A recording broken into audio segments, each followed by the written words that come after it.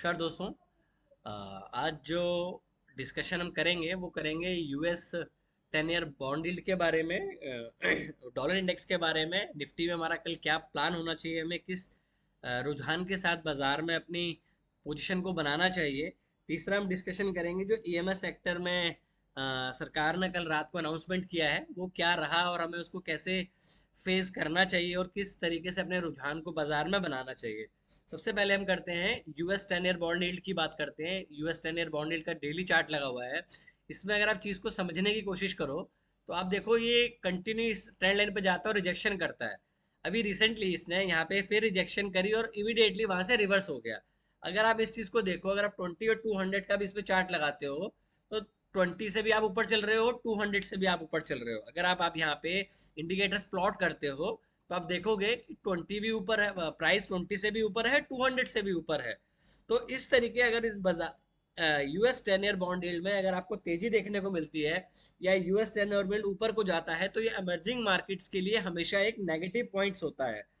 Negative points क्यों होता है? क्योंकि अगर कोई बड़ा देश या बड़ी इकोनॉमी आपको एक सेफ इंटरेस्ट दे रही है तो इमर्जिंग मार्केट से वो पैसा निकलता है और सेफ हेवन की तरफ चला जाता है, क्योंकि ये इमर्जिंग मार्केट के लिए वैसा ही टफ टाइम होता है जब स्पेशली यूएस के 10 ईयर बॉन्ड यील्ड के रेट्स बढ़ रहे हैं जो कि आपके 4.50 के आसपास आ गया है। तो आप क्यों रिस्क फ्री पैसा, रिस्क वाला पैसा लगाओगे? स्पेशली जब आप इंडिया में पैसा लगाते हैं तो आपको एक तो कैपिटल गेन देना पड़ता है, प्लस आपके बाय डिफॉल्ट 1-2% की वैल्यू वैसे ही डेप्रिशिएट हो जाती है जब आप करेंसी कन्वर्ट करते हो। तो इस चीज को समझिए, अगर बॉन्ड यील्ड ऊपर को जाती है 10 ईयर बॉन्ड यील्ड यूएस की, तो इमर्जिंग मार्केट में ये समस्या रहती है, क्योंकि उससे होता क्या है कि लिक्विडिटी क्रंच आ जाता है। जब बाजार में लिक्विडिटी क्रंच आता है सेम टाइम पे अगर डॉलर इंडेक्स भी और बढ़ता है तो डॉलर इंडेक्स के बढ़ने से आपकी करेंसी में भी गिरावट देखने को मिलती है। तो इन दोनों चीज़ों को अगर आप कंक्लूड करते हैं, प्लस तीसरा पॉइंट इसमें आप ऐड करते हो क्रूड ऑयल। अभी आपने देखा कि कल एक शार्प अप मूव देखने को मिला हमें क्रूड ऑयल में। उससे पहले हम ये देख लेते हैं, मैंने ये चीज़ इसलिए आपको कोशिश करी समझाने की क्योंकि इसमें ग्रेजुअली ऊपर की तरफ मूवमेंट आ रहा है। ये आपने फ्रेश लो बनाया था, यहाँ पे फ्रेश लो बनाया आपने, फिर यहाँ बनाया, फिर यहाँ बनाया, फिर ये बनाया। अब ये ग्रेजुअली ऊपर की तरफ शिफ्ट हो रही है चीज। तो अगर ऊपर की तरफ शिफ्ट हो रही है, अगर इसको ये निकालता है तो आप आराम से यहाँ पे 5.50 तक इजीली जा सकते हैं। अगर ऐसा होता है तो आपकी जो आईएनआर है वो भी वीक होगा, प्लस आपका जो करंट डेफिशिएट है वो भी आपका नेगेटिव हो जाएगा। तो इस तरीके के बाजार में जहां पे आपको बॉन्ड यील्ड पे नजर बना के रखनी पड़ेगी, क्योंकि यहाँ पे बेसिकली क्या हो रहा है, अगर 10 ईयर बॉन्ड यील्ड इसी तरीके से ऊपर जाएगी तो किसी भी इमर्जिंग मार्केट्स में मोमेंटम ऊपर की तरफ देखने को आपको मिलेगा। अभी आप देख रहे हो ताइवान गिर रहा है, बाकी चीजें गिर रही हैं। तो आप इस चीज को समझिए कि अगर बाजार में मोमेंटम शिफ्ट हो रहा है, शिफ्ट का मतलब होता है कि अगर अब जो इन्वेस्टर्स हैं, जो बड़े इन्वेस्टर्स हैं, वो सेफ हेवन में जाना चाहते हैं, बिकॉज अगर किसी भी देश की सरकार 10 ईयर बॉन्ड यील्ड पे अच्छा रिटर्न दे रही है तो कोई भी देश के बड़े इन्वेस्टर वहां पे अपने आप को मूव करना चाहते हैं। ये हो गया यूएस 10 ईयर बॉन्ड यील्ड। अगर हम इसको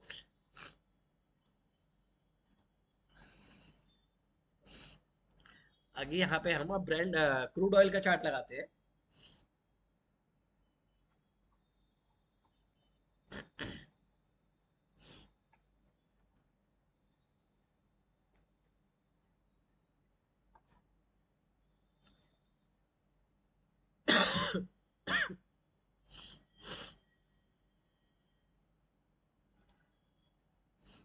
अब ये देखो क्रूड ऑयल डेली चार्ट है।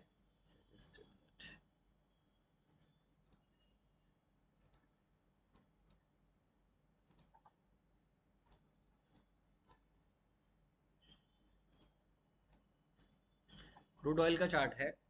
अगर आप इसमें भी मूविंग एवरेज प्लॉट करते हो, ब्रेंट क्रूड में भी,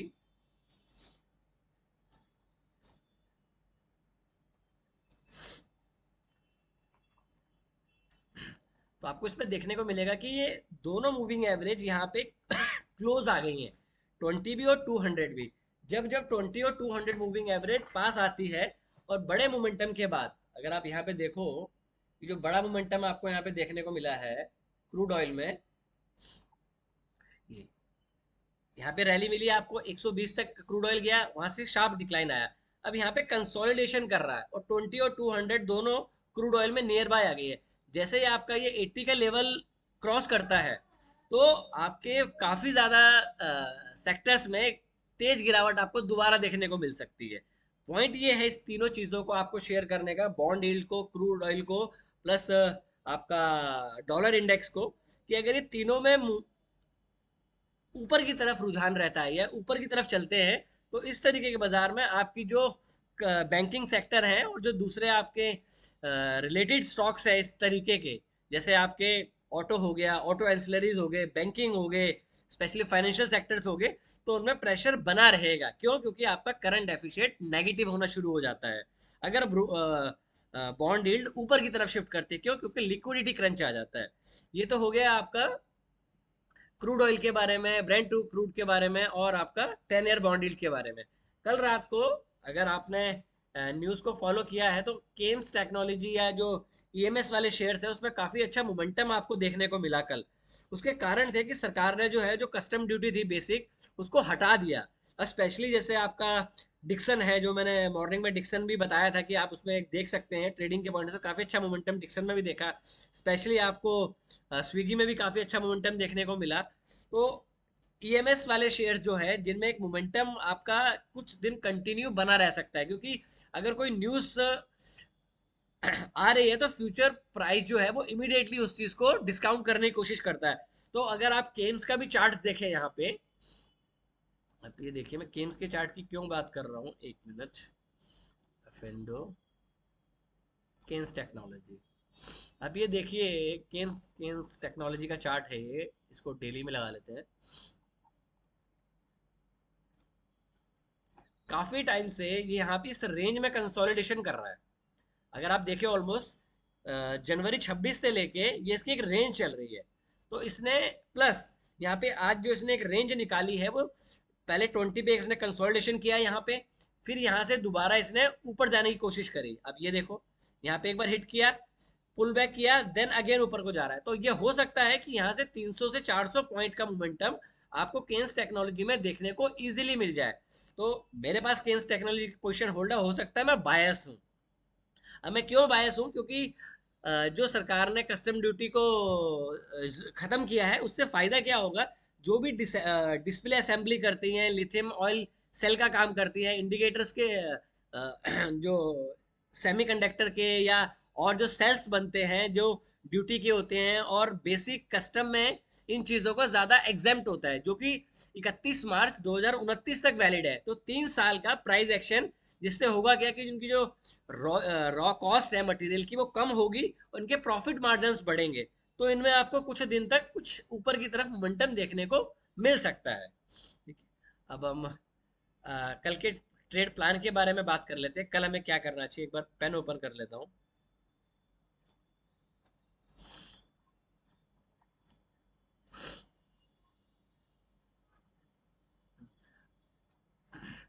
और जो आज स्विगी का ट्रेड दिया था उसके पीछे के कारण बता देता हूँ आपको। अब ये देखो,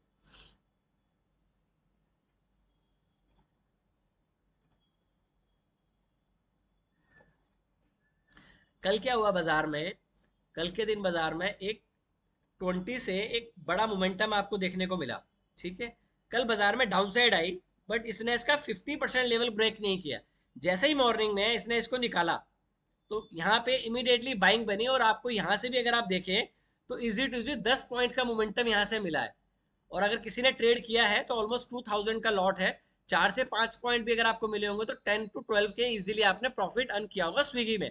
देखो, दोनों चीजों को समझना, मैं ये क्यों बता रहा हूँ, क्योंकि सेम यही पैटर्न आपका केन्स केन्स टेक्नोलॉजी में बन रहा है। सेम यही चीज, ठीक है। डाउन साइड के बाद पुल बैक आया, पुल बैक आया, फिर गया, फिर दोबारा इसे कंसोलिडेशन किया। तो आप इसको बोल सकते हो कि यहाँ पे जो रेड बार है वो इग्नोर कर दी बाय ग्रीन ने। तो यहाँ से रेड बार इग्नोर हुई और कंटिन्यू एक बड़े मोमेंटम की तरफ ये ऊपर की तरफ शिफ्ट करता है। सेम यही चार्ट जो है वो केन्स टेक्नोलॉजी में बन रहा है। तो हम बात करते हैं निफ्टी की। निफ्टी में हमें कल क्या करना चाहिए?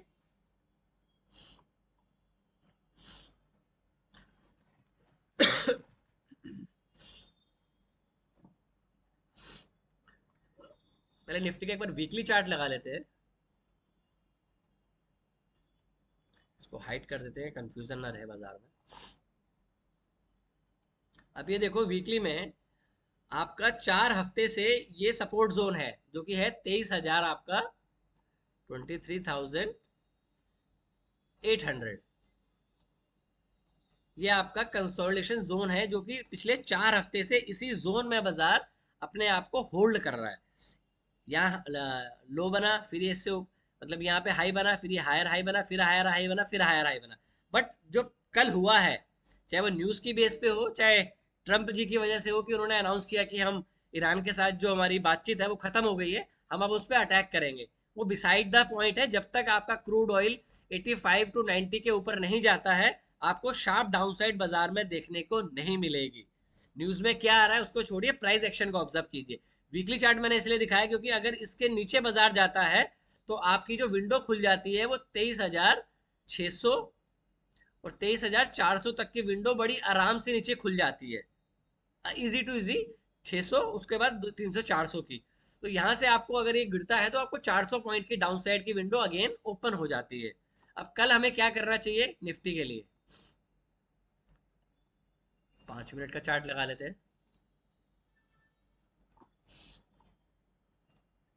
अब ये देखिए, मैं पिवट्स यूज करता हूँ तो पिवट्स एक बार लगा लेते हैं।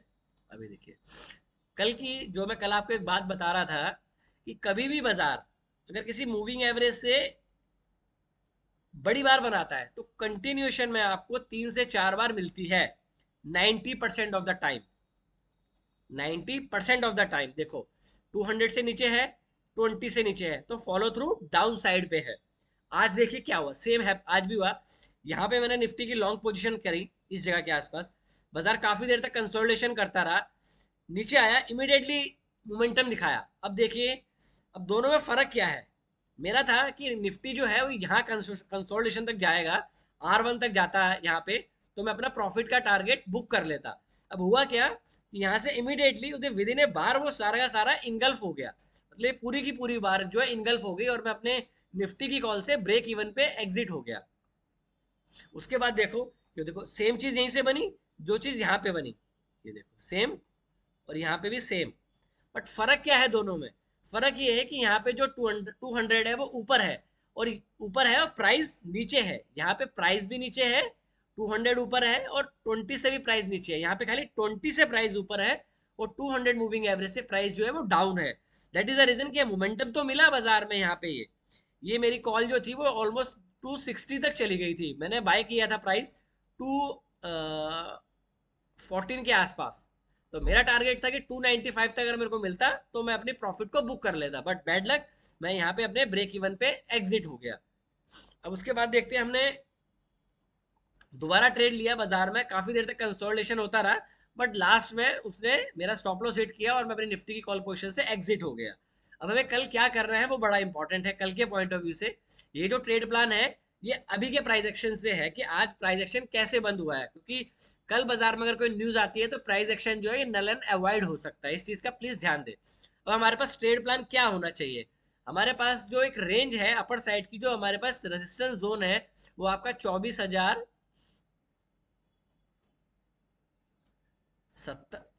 एक मिनट, 24,070 और 24,100 है। जब तक बाजार इससे ऊपर नहीं जाएगा आपको एक वन साइडेड मोमेंटम ऊपर की तरफ नहीं मिलेगा। तो हमें जो कल के लिए ट्रेड प्लान करना है कि बाजार इसी जगह पे ओपन हो, इसी रेंज में, इसके आसपास ये ब्रेक करे और हम इमीडिएटली शॉर्ट करें। हमारा पहला टारगेट होगा 23,810 का, दूसरा टारगेट होगा 23,650 का। क्यों? क्योंकि आपने एक बड़ी बार बनाई, बड़ी बार के बाद आपने इनसाइड बार बनाई। जब बड़ी बार के बाद इनसाइड बार बनती है और 20 और 200 दोनों प्राइस से 20 और 200 दोनों मूविंग एवरेज प्राइस से ऊपर है, तो मोमेंटम आपको डाउन साइड में देखने को मिलेगा।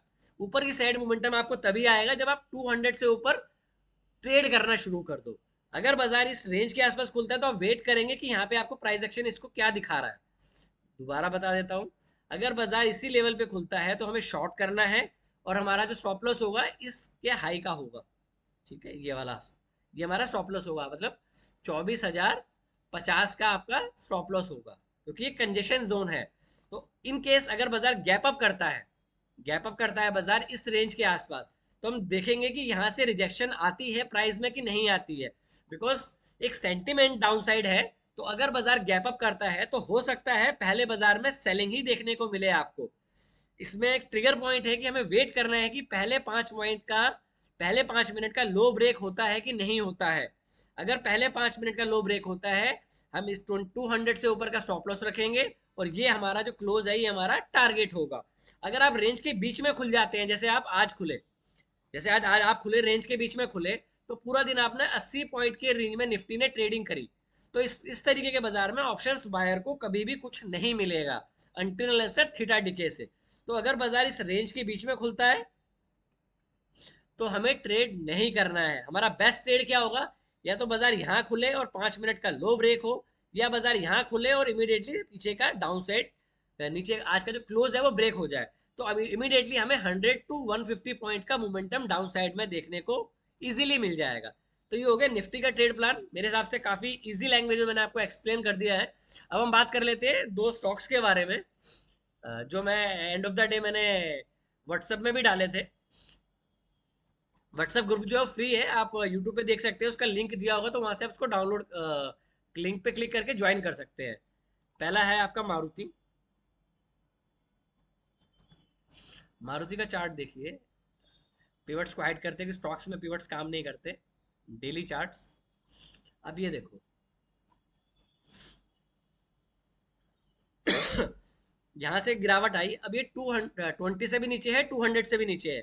या तो यहाँ पे कंसोलिडेशन हो, देन आपको यहाँ पे आराम से 13,200 तक का एक टारगेट मारुति में देखने को मिल सकता है।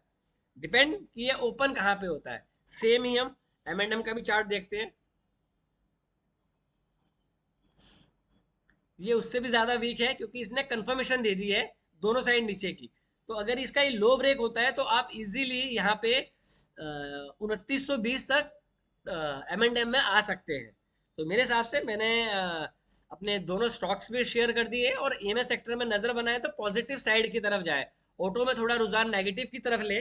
जो भी ऑटो से रिलेटेड शेयर है, अगर ये जो कन्फ्लिक्ट है ये ऐसे ही चलता रहता है, मतलब थोड़ा सा वाइड होता है, डॉलर इंडेक्स, बॉन्ड यील्ड और क्रूड ऑयल पे नजर जरूर बनाएं, और ट्रेड लेने से पहले कभी भी व्यू बनाएं तो डॉलर इंडेक्स, क्रूड ऑयल और बॉन्ड यील्ड पे हमेशा एक नजर आपकी होनी चाहिए, as a trader, as a investor, और कोई भी बाजार का व्यू लेने से पहले। Thank you, take care and trade well. अगर वीडियो में कुछ इंटरेस्टिंग लगा हो तो वीडियो को लाइक करें और चैनल को सब्सक्राइब करें। Thank you, take care and trade well.